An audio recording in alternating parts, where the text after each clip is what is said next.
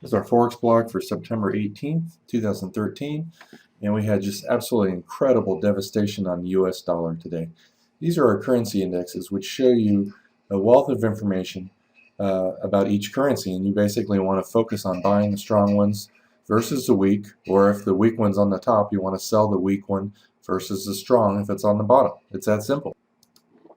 You can see, like I said, a wealth of information. The dollar is underneath its hourly moving average. It's underneath the point of control of the previous day, and it acts as resistance here. It can't get above it. And so when it breaks down again later in the day, below the previous day's low, there's just an astronomically huge move to the downside. And basically, in a nutshell, you want to be buying any currency versus the dollar, or if the dollar's on top, you want to be selling it versus all the strong ones. So basically, you want to be from about 11:30 onward buying the euro dollar, from 4:30 onward buying the pound dollar, and also selling the dollar yen. It's that simple. So let's bring up a euro dollar chart just to give you an idea. And like I said, the euro went above its hourly a little bit before 12. So here's 12. You want to basically be buying this. And of course it broke out of a narrow range right here. Whoops. Broke out of a narrow range pattern and the high of the day right here. And you also have a nice little flag pattern right there. And let's bring up our range chart so you can see how our signals did today. These are made up of about 75 to 80 different patterns. And when the market's up too much, we look for more counter trend than trend. But before the explosive move, you can see it did a really good job here.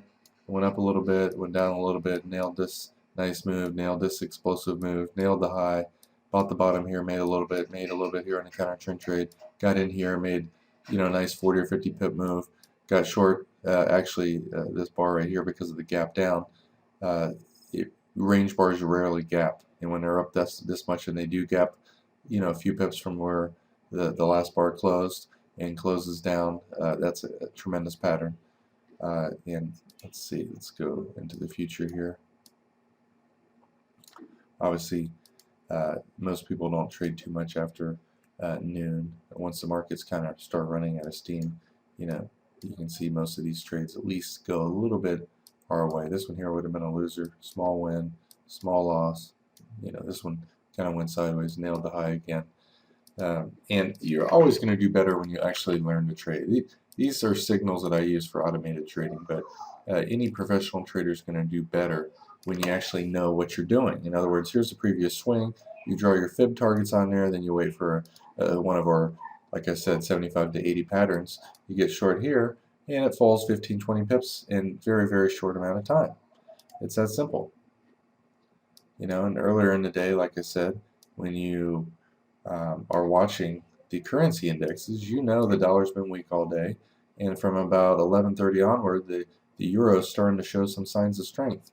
And you also see a lot of signs of strength when you actually look at the low here. Was at our lower containment band, it bounced up, hit the hourly, and then on the next wave down, it didn't come back down to the lows. The extremes never really got anywhere close to the minus 80 on the perfect oscillator. So you really could draw a little trend line wedge pattern right here and start looking for buys in the euro around 11:15.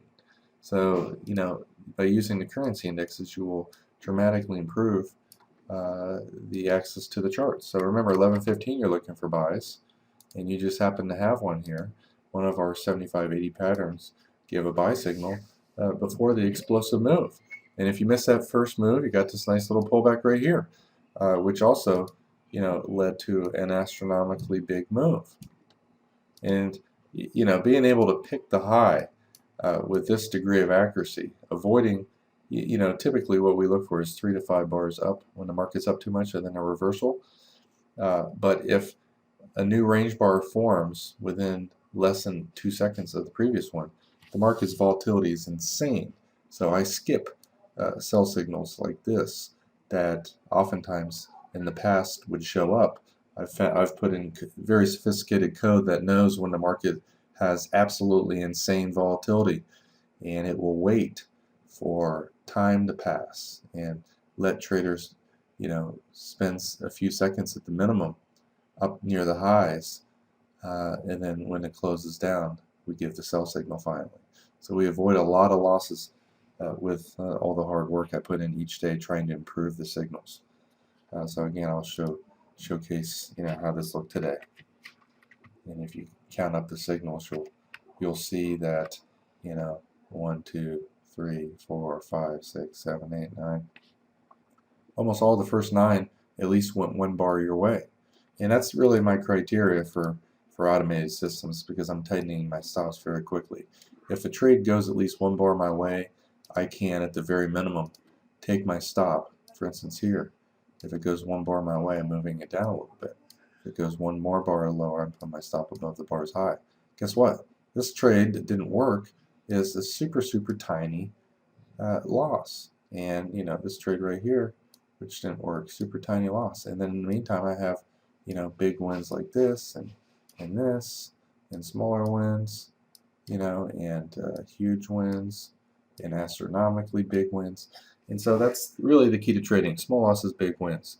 When you have losses that are just absolutely super tiny, this one right here, for instance, the market went kind of 1 bar down, we move our stop down, we lost probably less than 4 pips, 5 pips. It's no big deal.